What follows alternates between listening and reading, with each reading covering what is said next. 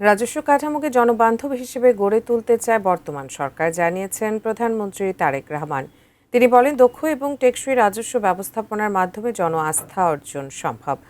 করদাতাদের সেই প্রত্যাশা পূরণের দায়িত্ব রাজস্ব কর্মকর্তাদের নিতে হবে বলে মনে করেন প্রধানমন্ত্রী। সকালে রাজধানীর বাংলাদেশ চীন মৈত্রী সম্মেলন কেন্দ্রে রাজস্ব সম্মেলন 2026-এ প্রধান অতিথি হিসেবে যোগ দিয়ে একথা বলেন তিনি।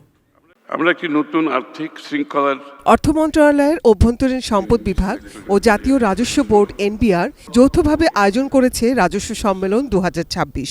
এতে জাতীয় রাজস্ব বোর্ডের ঊর্ধ্বতন কর্মকর্তারা অংশ নেন। রাজস্ব ব্যবস্থাপনা নীতি ও আধুনিকায়ন নিয়ে এনবিআর এর বিভিন্ন কর্মকর্তাদের নানা প্রশ্নের জবাব দেন প্রধানমন্ত্রী। আমরা চাই যারা সৎ, যারা দক্ষ অফিসার্স আছেন তাদেরকে আরো বেশি করে কাজ করার সুযোগ করে দিতে, তারা যাতে দেশের জন্য আরো বেশি কন্ট্রিবিউট করতে পারেন। প্রধান অতিথির বক্তব্যে প্রধানমন্ত্রী তারেক রহমান বলেন, দীর্ঘ ফ্যাসিবাদী আমলে রাজস্ব আদায়ের স্বেচ্ছাচারিতায় এনবিআর প্রশ্নবিদ্ধ ছিল। সেই অবস্থান থেকে ঘুরে দাঁড়ানোর সময় এসেছে।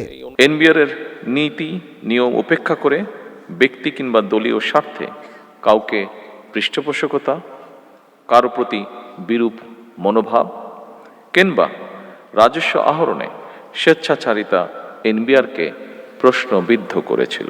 দেশের জনগণ বর্তমানে এনবিআরকে একটি নির্ভরযোগ্য এবং বিশ্বস্ত প্রতিষ্ঠান হিসাবে প্রত্যাশা করে। প্রধানমন্ত্রী আশ্বাস দেন, রাজস্ব কাঠামোকে জনবান্ধব হিসেবে গড়ে তুলতে চায় সরকার। ভবিষ্যৎ প্রজন্মকে ঋণের চাপ থেকে রক্ষায় অভ্যন্তরীণ আয় বাড়ানোর লক্ষ্য তাদের। আধুনিক কর প্রশাসনের উদ্দেশ্য শুধুমাত্র বেশি কর আদায় নয়, বরং বেশি সংখ্যক মানুষকে স্বেচ্ছায় কর প্রদানে উৎসাহিত করা।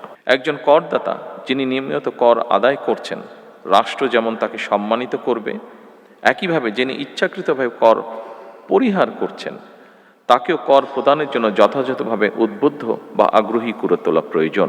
বিশ্ব অর্থনীতির সাথে তাল মিলিয়ে আধুনিক প্রযুক্তি নির্ভর জ্ঞান বাড়ানোর পরামর্শ দেন রাজস্ব কর্মকর্তাদের। বলেন, কর পদ্ধতি দুর্নীতিমুক্ত ও ব্যবসায়ী বান্ধব হতে হবে। একই করদাতাদের ওপর বারবার করের বোঝা বাড়িয়ে রাজস্ব বৃদ্ধির নীতি খুব সম্ভবত টেকসই পদ্ধতি নয়, বরং কর প্রদানে সক্ষম ব্যক্তিদেরকে শনাক্ত করে তাদেরকে যথাযথ নিয়মে করের আওতায় আনার ব্যবস্থা করার কার্যক্রম উদ্যোগ গ্রহণ করা বোধহয় অত্যন্ত প্রয়োজন। রাজস্ব নিয়ে জনগণের বিভ্রান্তি দূর করাই চ্যালেঞ্জ বলে মন্তব্য করেছেন প্রধানমন্ত্রী তারেক রহমান। গত ফেব্রুয়ারি মাসের মাঝামাঝি থেকে জুনের শেষ পর্যন্ত সময়টিতে রাজস্ব আহরণের পরিমাণ ছিল ইতিবাচক। এটি প্রমাণ করে আপনারা পারেন, আপনারাই পারেন এবং আপনারা অবশ্যই পারবেন ইনশাআল্লাহ। এরপর রাজস্ব সম্মেলন কেন্দ্রে বিভিন্ন স্টল ঘুরে দেখেন প্রধানমন্ত্রী তারেক রহমান।